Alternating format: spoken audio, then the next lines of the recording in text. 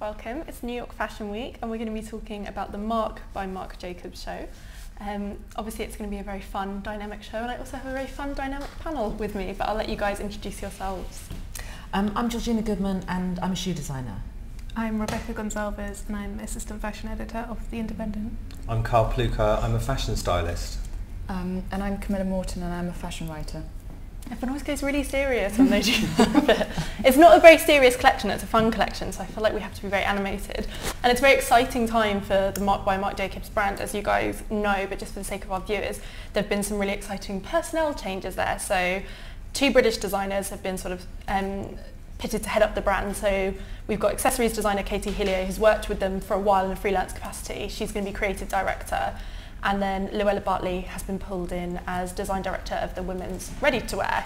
They're not going to be working their magic on this season, even though they've already been appointed. It's going to be next season, but I'd love to talk to you guys about what you think about those appointments. Were you happy to see Luella return to fashion?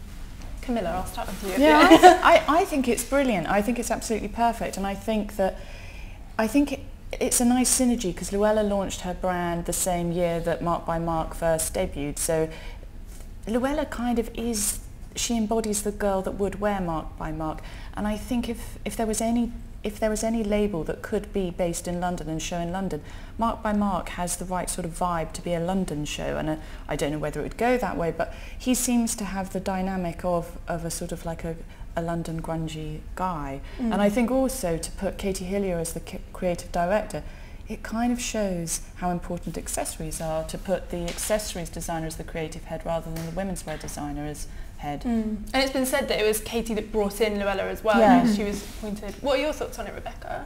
I agree about the accessories point. I think Marc by Marc is known just as kind of the go-to place to get something that is youthful and lovely and not ridiculously expensive, but is, you know, it's a brand that a lot of designers look to for accessories. So I think Katie's a really good appointment. Yeah, and I think it's a really interesting choice to bring in Luella as well. I think that kind of irreverence that she brought to her own label is definitely going to work really well for this. I'm interested that you mentioned the London thing as well, because it's been said, you know, they're going to work from London, which I think is, I guess that's quite an interesting statement on the kind of aesthetic they'll be bringing, but also on how fashion works, that you can have a company run kind of across channels. I think that's quite exciting. Yeah. Let's talk about accessories, and obviously we have Georgina, which is perfect because you're a shoe designer. What makes an it accessory? What makes something brilliant and take off? Desirability. I mean, it has to be, you know, people, they see it on the catwalk, they have to immediately want it.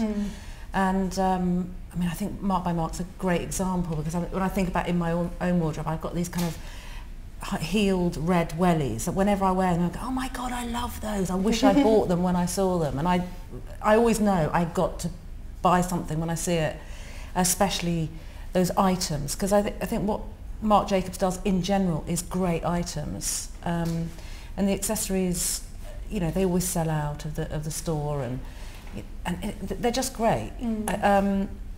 But basically, it has to be the right price, the right colour, the right shape. You know, but it's about desirability.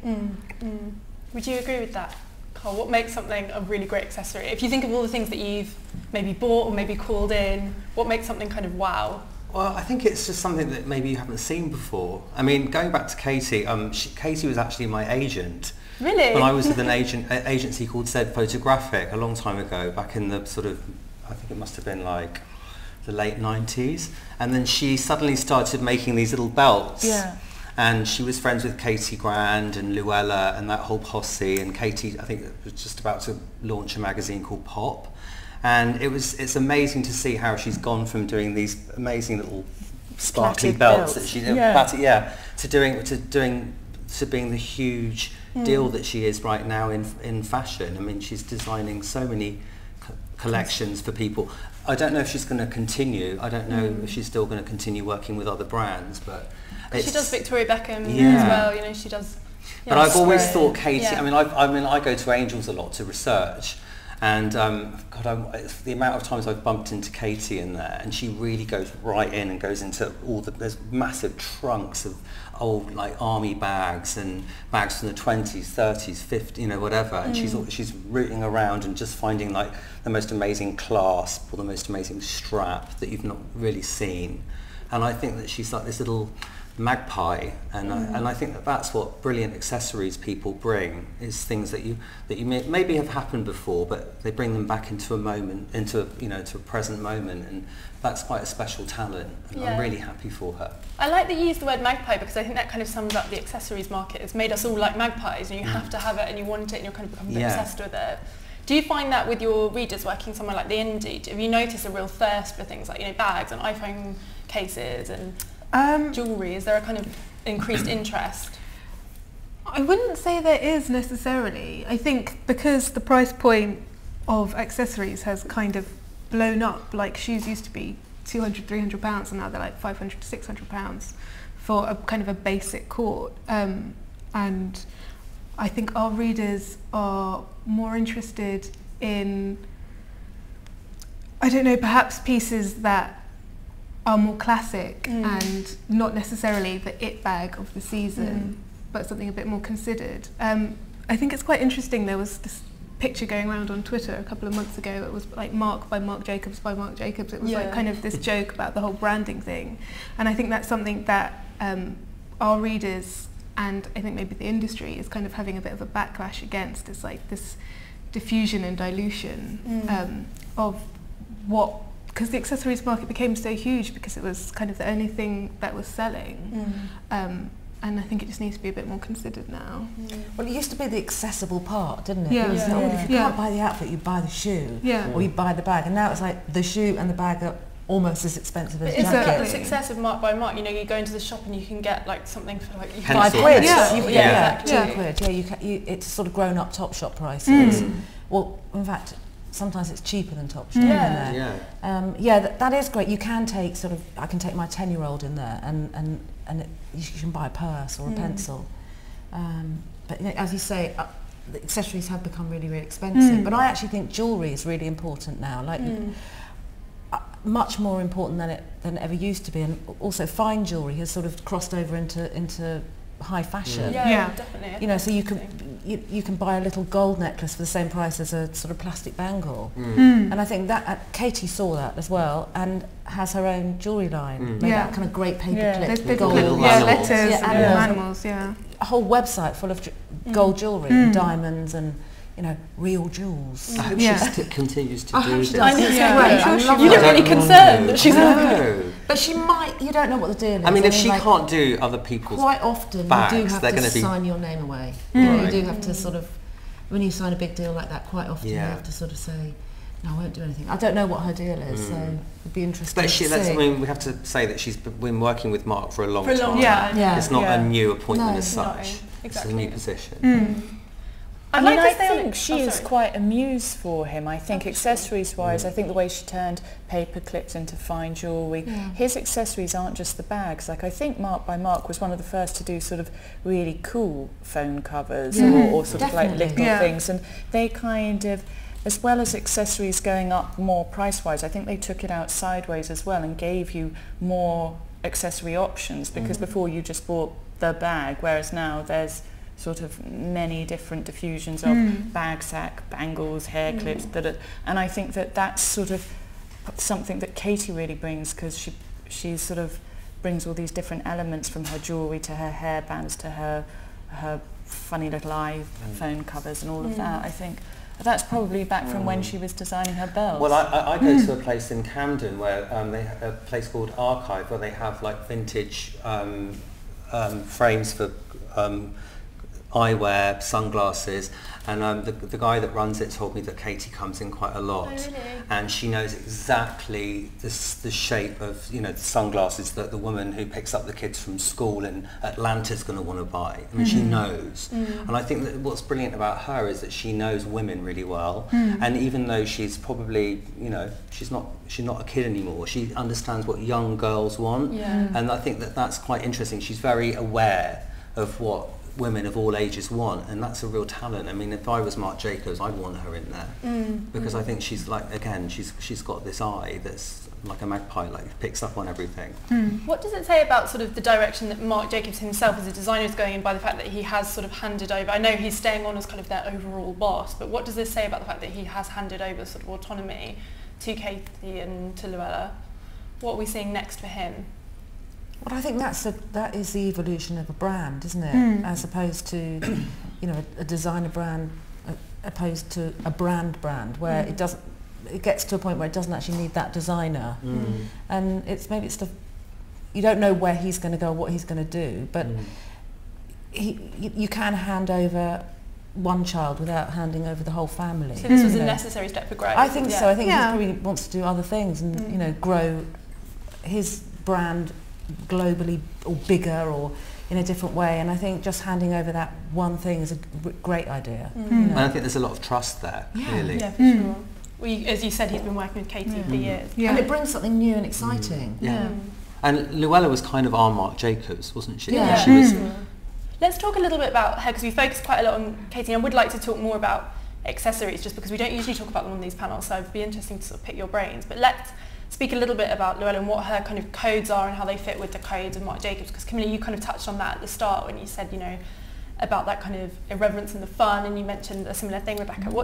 How would you summarise Luella's aesthetic and what she brought to London fashion while she was running her brand? Well, I think they're like Katie and Luella, they're sort of like a sort of cool girl gang, aren't they? They're sort of like the cool girls that you saw at school, you see in the clubs, and they're the girls that they've got this sort of elixir of youth, and they always seem like they are having a good time, whether they're working really hard, whether they're getting in at 3 in the morning or going to work at 4 in the morning. They seem to sort of like always look like they're having a good time, and their clothes sort of express that as well. When Luella was showing like her first show, it was in someone's flat, wasn't it? It was in a flat, and she had Daddy I Want a Pony embroidered on the back, and her first show was Who Are the Clash, and she's all of these it girls that you see on the front row. They wish they could be as cool as those girls. They've kind of got that sort of on the wrong side of the tracks but too cool for school thing that's accessible as much as it's hard to punch down. And it's not overtly sexy, no, but it's really cutesy, and but, yeah, I worked with Luella. I designed her 3 collections of shoes for her. And I always loved working with Luella because it was just no nonsense as well. Like, she knew what she wanted. She'd come in. It was all. It was just. And it's not precious. It wasn't precious, exactly. Yeah. You know, be like, I wanted something that's like a sort of Morris dancer high heel clog, and you go, yeah, I know exactly what you mean. And she was easy to work with because she could communicate what she wanted. And she'd probably wear it as well. And she would wear it, so you know you were designing for the Luella girl. Yeah. Yeah, but she's incredibly cool. Yeah, you know. I mean, sometimes fashion, and we're all a bit guilty of it, sometimes fashion puts itself on such a pedestal and has these sort of faluting ideas about that they were inspired by a tree at dawn, and as the branches rippled, something happened. But they've made up quite afterwards. frankly, that dress is not going to be practical for when you're storming around the underground or going to and these clothes have more of a sense of get up and live rather than precious. And do you think that's kind of what... I think that's where it is at the moment. Yeah. I think that American clothes have a certain ease and not laissez-faire because that's so Parisian, but they have a certain ease and they're very groomed, but I think it's kind of, it's much less rigid and structured and tailored than European clothes are because of the sports influence in America. And I think that because it's a softer silhouette,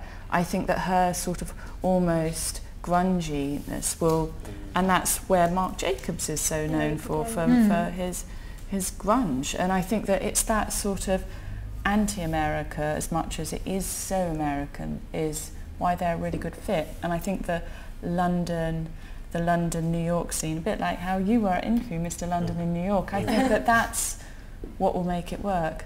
So we're all agreeing it's a match made in heaven. Yeah, then, totally. And I think what's brilliant is that they are going to continue working from London. Yeah. I think that will be great. Yeah. I think I don't know why, but No, I know what you mean. There's something about having Yeah. that kind of I think having to schlep over to New York. Yeah.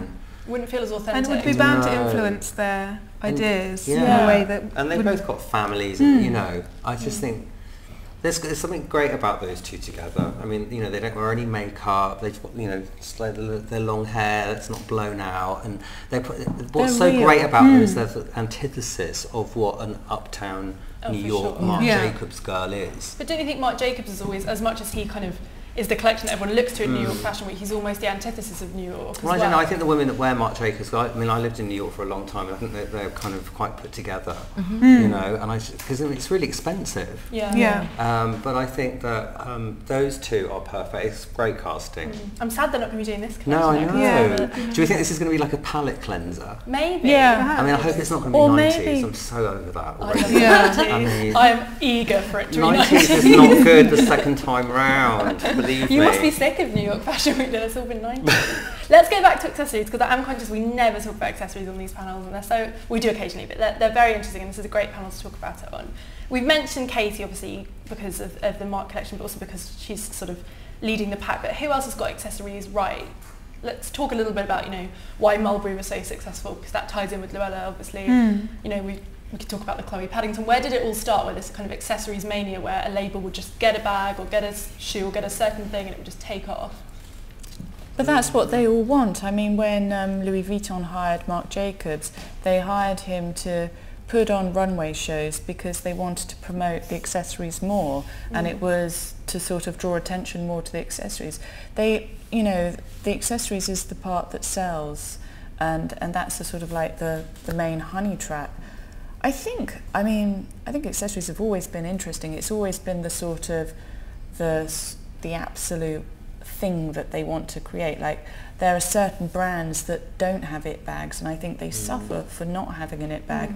I think it was maybe when Mulberry or when Katie was at Bottega and was doing stuff there. I think that sort of There's a lot of naming bags off. I mean, a lot of After people girls. have followed the Hermes thing of the Birkin, haven't they, or the Kelly, and Yeah. they name bags after famous The Alexa. celebrities. Yeah, that's quite good marketing, isn't it? That Yeah. probably makes a bag successful. But to me, that kind of came off the back of that kind of it bag movement, where I always think of it as the Paddington thing, because I remember when you saw all those teeny little girls with that huge padlock on their arm. Really heavy. Yeah, Yeah. really, really heavy. And then we kind of saw the Mulberry thing coming a bit sort of after that. What is that magic that makes an accessory take off? Is it as simple as getting it on the right people? Yeah, and you getting get that you send association? out 200 bags Exactly. and to all the Yeah. editors, and you get them all, and celebrities, and get them all wearing it within the same kind of month, and send out all those photographs. And now with the internet, you know, it's quick and simple, and you can have a knit bag within.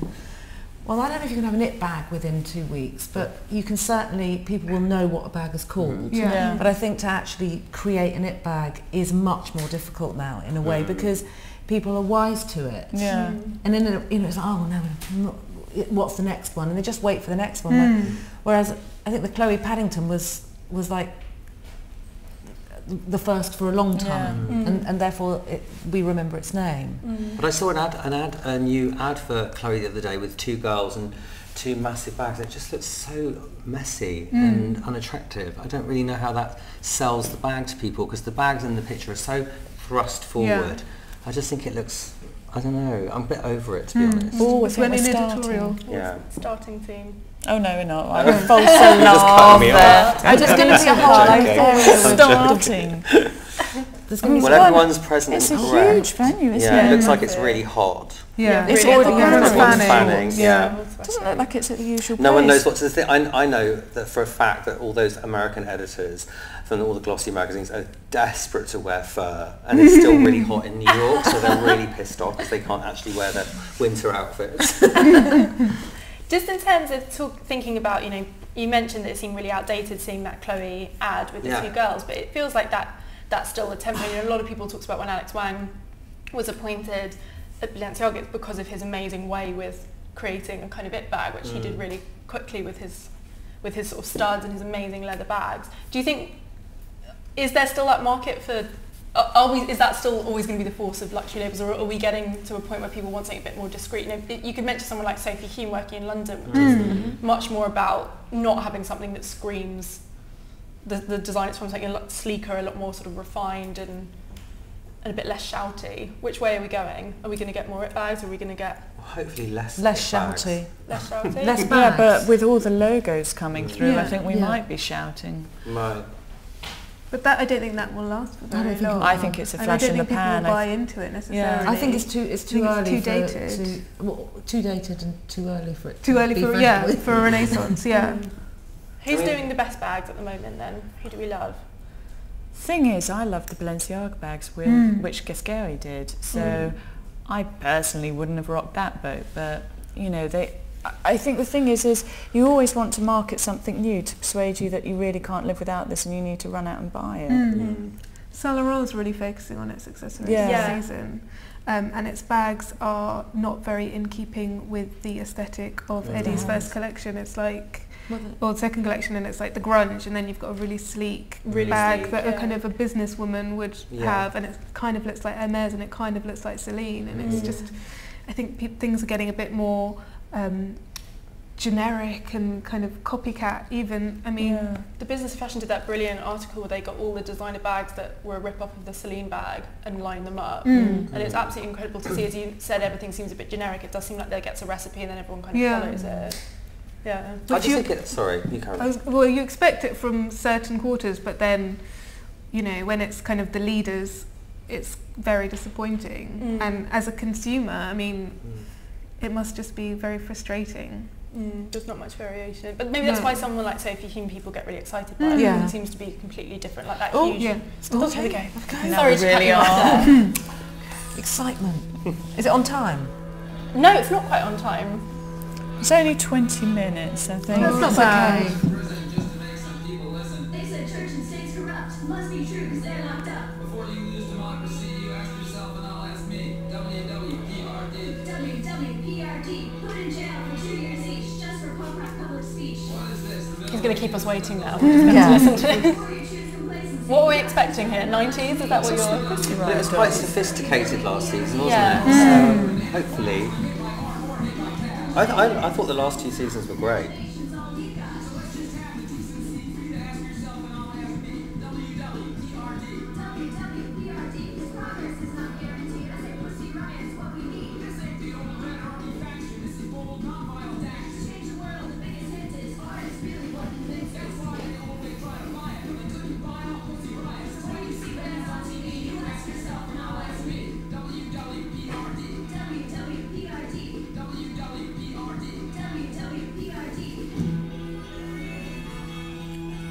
What are our... Oh. Good time to ask a question. I Buffering. broke the live stream They by say that speaking. man bag was like Celine women's wear.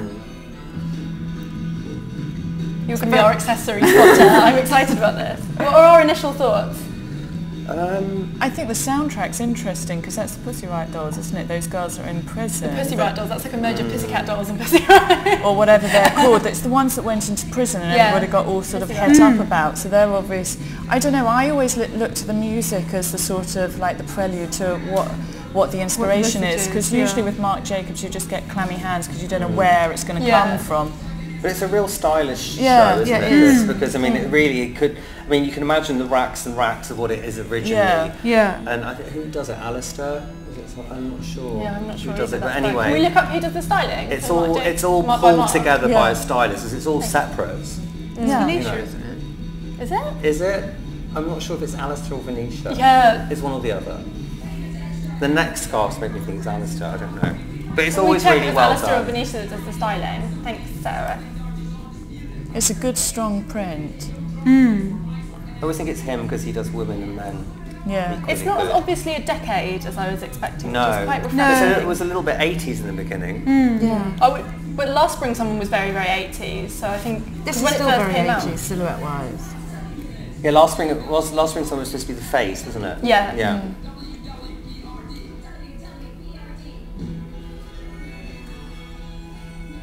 Is it a palette cleanser? I don't know if I call it that. I think it's definitely nodding at what we're going to get, you know, the androgyny with those trainers, the long necklaces, the cool little accessories we don't know quite know what it is. Is that an iPad case? Is that a clutch? Is that, you know, is that a book cover? It could be anything. I mean, it's a wardrobe.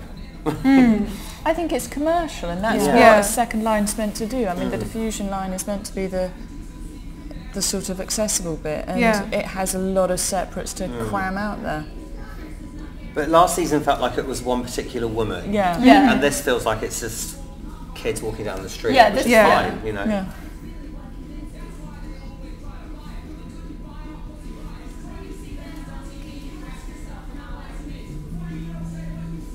I'm interested in the different lengths we're getting sort of proposed here. You know, we've had the real short and then that kind of long.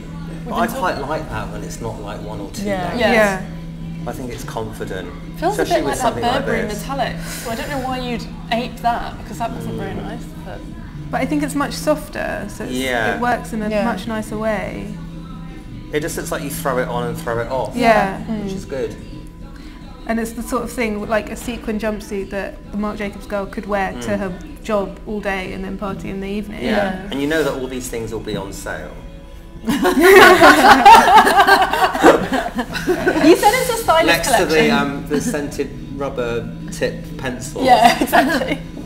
Talk to me, because working as a stylist, talk to me about when something is a stylist collection, when you get there and you're kind of like, I can do whatever I want. Well, this particularly is because it's, you know, because it's all separate, you know. It's like, you know that when you go to the store, you know that there's so much to choose from.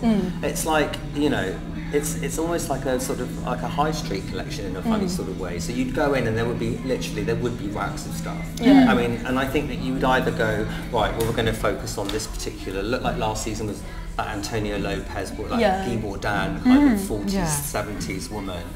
And you slot the boys in sort of suits. But you know, this just looks like it's just really like, oh, we're just going to show what we've got, and it's great, and it's every outfit works. Yeah. As you know, as its own thing. I mean, there's so many ways to style a show.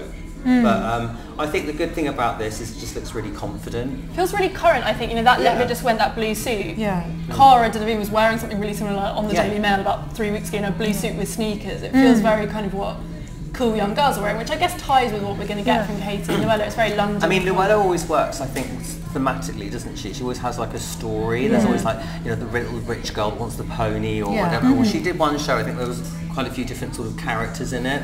And I think that would probably be more of a story with her, perhaps. So maybe this is a palette cleanser. Yeah, she did that one, like colour groups or pink groups. I suppose this is giving you a taste of all the sort of different people and muses that could wear Marc by Marc.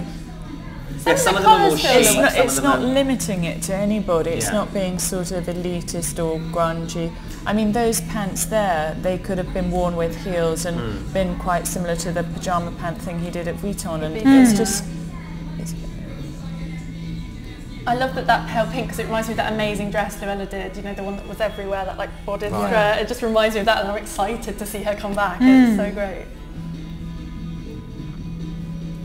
I mean, I was expecting it to be sort of maybe more layered, because there's a lot of layering going on this season, which is quite surprising. I mean, some collections almost look a bit wintry, but it's quite nice. It's not, in a way. It's quite fresh. Some of the looks of those dresses over the long sleeve tops, that felt quite. I quite liked how grungy that was, because as we said, you know, that grunge is obviously really innate to. I loved last summer when they had the double shirt, the shirts laid over each other, and I thought the way the scarves were used as the main accessory was great.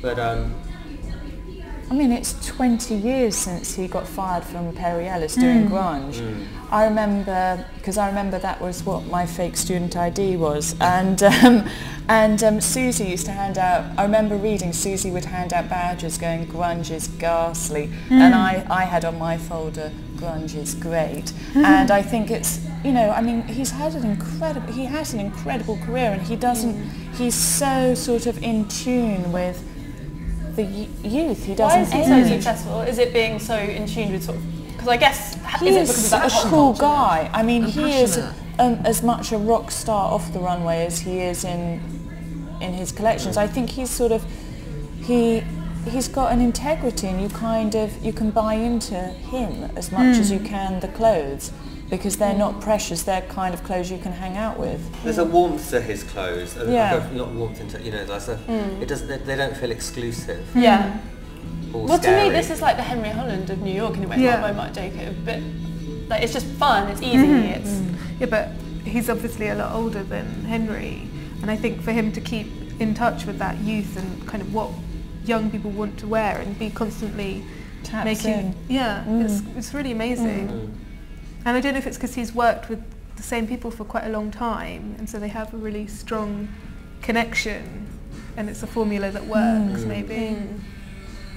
Yeah.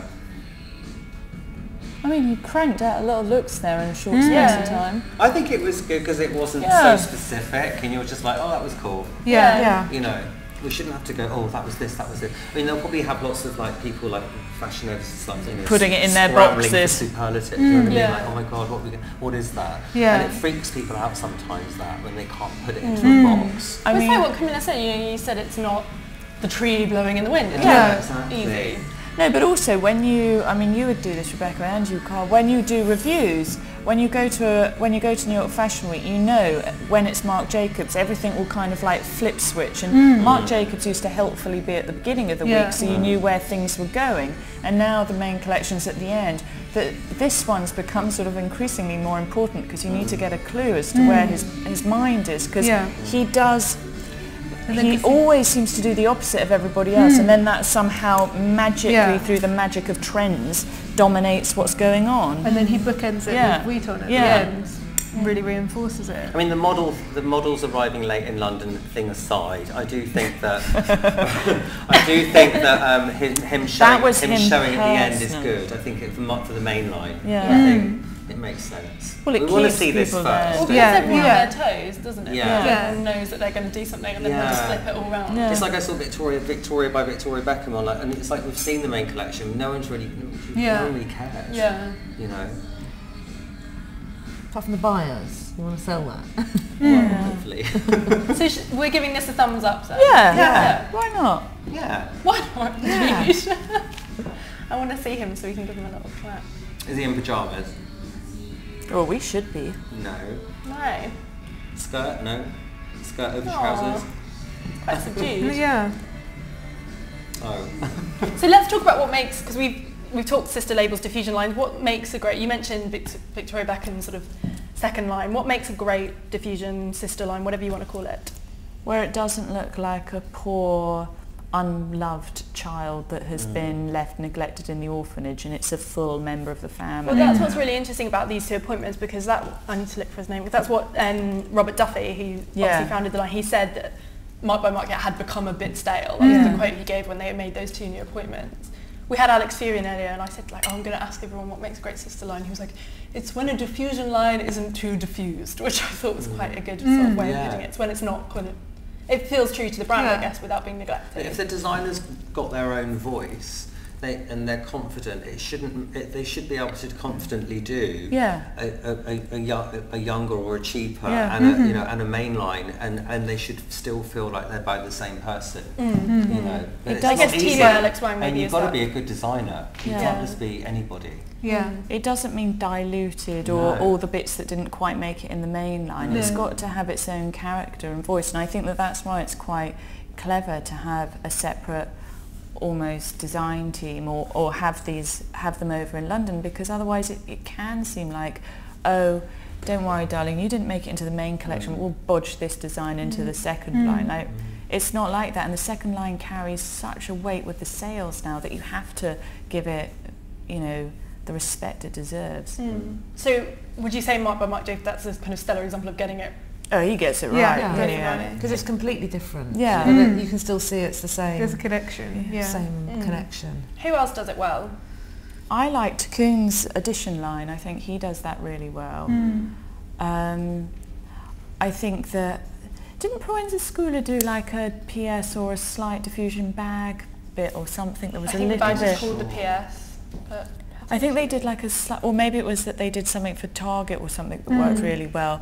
But the thing is diffusion is different to these sort of like collaborations at Target or sort of like... Yeah, that was actually my next question. Yeah. Would we rather see more brands doing these really great considered second lines rather than these endless kind of Well, collaboration. the high street collaborations are just sort of like a flash in the pan. Yeah. You know. But we say that, And but they're think how successful. No. Yeah. But what I mean is the. Oh, you mean the range itself? Well, yeah, it's like when Karl Lagerfeld did that collection for H&M, I could have bought it the next season, but it was gone Yeah, you once, can't and buy it's it. like, ugh. Yeah. So I prefer to have something that, you know, if we're all talking just about my shopping needs, I would prefer to have something that was going to be consistent rather than... It's different to like Debenhams where they have like people like Julia McDonald and you can just go in there and it's all constantly. It's like when they do like Margiela for H&M and it's all gone in the press and then you just have to get it on, you know what I get mean? it on it's the black it's a little market bit of pointless because it's only promoting It all H&M. goes on eBay for the same price as the original. Yeah. I also wonder about the integrity of those kind of things. I think some of those collaborations and relationships have proven to be really successful and done really great pieces. But you know, it's a challenge running your own business, and you do have to do things for money. But I think when you've got a great diffusion line, I think that strengthens the business. And I think if I was doing a design label, which I wouldn't, but if I was being a designer, I would sort of sow careful, steady seeds, and I can see the attraction of doing a diffusion more than a resort. And I would do that as opposed to go out and collaborate with someone for a short-term thing, because there's no point. It's like having a one-night fling or having a relationship. Much rather go for the relationship.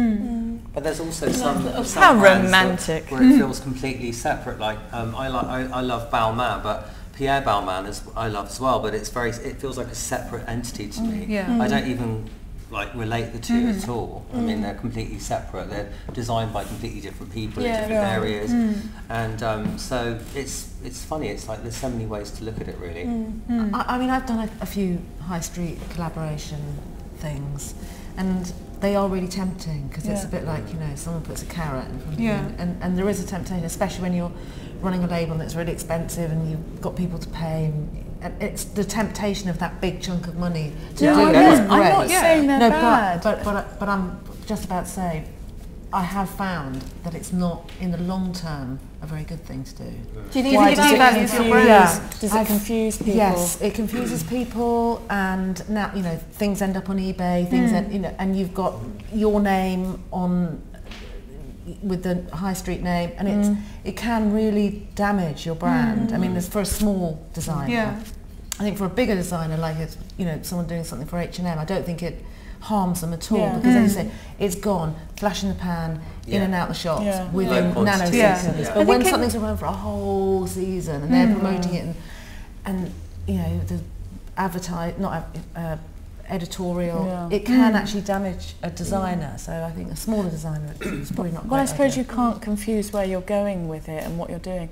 A diffusion line that I've just thought of that was great, that sadly went to the Spirits in the Sky, is D&G. That was a proper diffusion line. And Miu Miu? Yeah, that's a real because it has but that's not even Yeah, that. but I think diffusion. I mean, I know it's connected, but you don't think of it as the same as Prada at all. do you? No. It's its own entity. Yeah. And Becca, what's your take on high street collaborations? I think if they're well considered, they're brilliant. If they are kind of a greatest hits roundup in the cheap high street fabrics, it devalues the brand. And you see now that they get put on eBay straight away, but only for, say, 6 days, because that's how long, it's like 7 days you have to return it. So it's like, even on eBay they're not selling. It's like, I just don't understand why you would queue up to then, you know, take home bagfuls and stick it on eBay. I think it's just, it's horrible and nasty. And I think that completely devalues the brand, that association. Whereas the diffusion line, I think, instead of being that greatest hits collection, it could be kind of like that experimental studio session you have with like a young artist or something. It's something new, it's something different. It's a different message, but it's kind of got the same thought behind it. I think Rick Owens has got a couple of really great diffusion labels, like Dark Shadow and Lilies. But you think that gets a bit confusing? Because it's... I think it probably does. Yeah. But I mean, I can completely understand how people who love Rick Owens and his aesthetic and just cannot afford to spend, you know, that much money on a leather jacket or boots can get like a denim version. And still feel like they're buying into the brand. At the end of the day, it's buying into that brand. I think one thing that's interesting, just on the topic of the high street collaborations, is what Topshop does with doing them with very young designers. Yeah, Because a really good example of a high street collaboration that's, if you can actually call it that, that's worked really well, is something like J.W. Anderson for Topshop, which I almost feel is quite different because he doesn't even really have a brand to devalue at that point in his career. I know to us J.W. Anderson is very important, very established, but to your average person, your average shopper, they probably don't quite know that name. And I think Topshop do an interesting thing where they almost serve as a diffusion line for the designer, to help them get their name out there and tell people buy into it. Because you can imagine a young girl going into Topshop, loving her J.W. Anderson mini kill, and then starting to kind of investigate the actual brand. Yeah. But Topshop has such a strong brand in itself, you know, and it doesn't have the same connotations of H&M. No, but that's it's because cool. of its New Gen sponsorship. Like most of the collaborators have come through New Gen, so it feels symbiotic. Whereas H&M, it just feels like who are going to throw some money at. So we're not excited for Isabel Marant then. The fewer wedge trainers that get produced, the better for me. I don't think that's that far from High Street anyway. It's just, it's quite... No, but she's already, you know, she's already got a diffusion line. She's got a 12. Shoe. Yeah. Isn't it? You know, really, it's separate. It's a bit like Marc by Marc Jacobs in a way. It's how it's put together on the runway. Fair enough. It's not really a silhouette. No. Okay. No, but I think Topshop's a great example of where it really works. Yeah, where it's symbiotic, where it's properly works for the designer. Because other high street brands have tried to do that and it's not worked as well. No. They've all had a go. I mean, the thing is I like the way that the high street takes away the elitism of, you know, sometimes fashion is a bit hoity-toity, but it's just, whether you do it or you don't, it has to be done well. I mean, you know, I suppose mainline is the diffusion of haute couture, and so you are going in this pyramidic thing all the way down, tumbling down. But I just think it's where I think Marc or Prada, like people that have been very tactical with their brand have kind of like kept the brand very strong, and I think I think this was a successful show. I think that I couldn't imagine him ever needing to do a high street, but I think it's creating the cult piece at whatever point on the tree you do. How has he never devalued the Marc Jacobs name? You know, we all think of Marc Jacobs as an important designer. How has he managed to never sort of devalue that name by selling like a £2 rubber? Because maybe, I don't know, but maybe it's because he started with grunge, so he could only go up.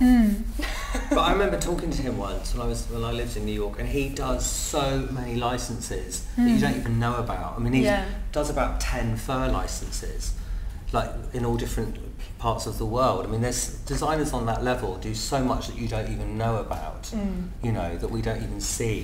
Bags, sunglasses, fur, whatever. So, I mean, it's but also what we see now, it's not just Marc Jacobs and Marc by Marc Jacobs, that's what I'm trying to say. I think the thing about, sorry. No, you go. Well, I was going to say, the thing about Marc Jacobs is, yes, it is Marc Jacobs, but it's Marc Jacobs, but also its strength is Robert Duffy. Like, Marc started with such a brilliant businessman and such a brilliant business plan. Lucky. And I think that most designers, or when you start off as a fashion designer, you think, whoa, I've got this great idea, but actually you need to have a whoa business plan as well, or else you become unstuck.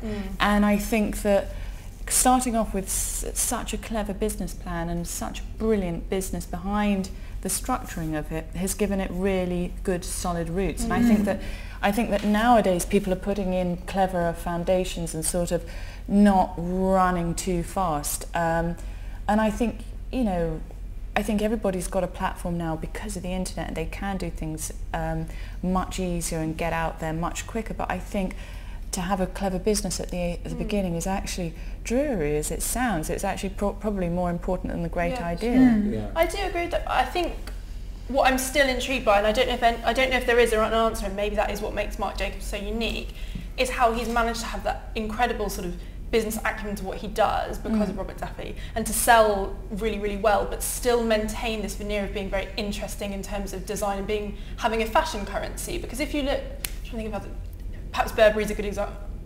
Paul Smith, Burberry, they're good examples where actually selling stuff really well has devalued their fashion credentials. You know, no one would think of, I guess, Burberry's being particularly fashion forward. They wouldn't think of it being like the one to look at for that season in the same way you wouldn't for Paul Smith in London. So, but how has Marc Jacobs been able to sell so well? You know, sell things that are really, really cheap, like rubbers, pencils. Maybe by having another line which is incredibly exclusive. I mean, it's really expensive, Marc Jacobs. Always has been. Yeah, always has But I think also he is a celebrity in his own right, not just as a designer. I think a lot of people kind of buy into his persona of, you know, being, you know, working with Sofia Coppola and having just this persona of, he puts himself in his fragrance adverts and he just bears everything, and he has kind of had a troubled past and moved on, and he's very open about things, and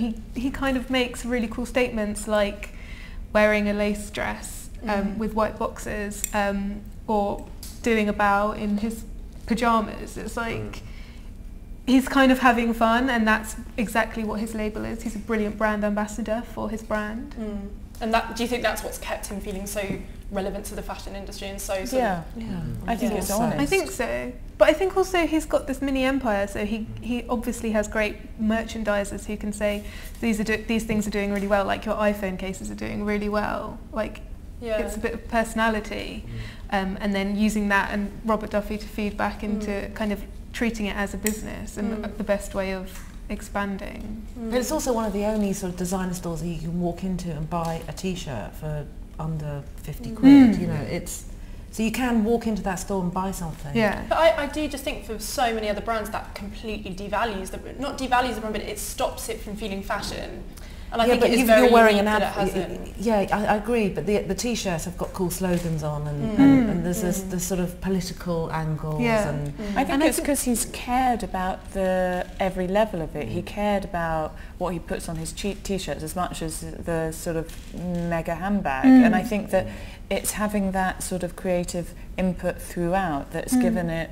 He's also been very loyal. I mean, he's had a very consistent image. I mean, he always had Jürgen Teller doing the advertising, and you know, like you say, like people like, you know, Sofia Coppola's doing his fragrance commercials, and I think that's and obviously his longevity with Katie Hillier as well. I think there's something to be said for that as well. Feels very authentic. And also he gets people in to do these kind of collaborations or projects, and he doesn't take all the glory.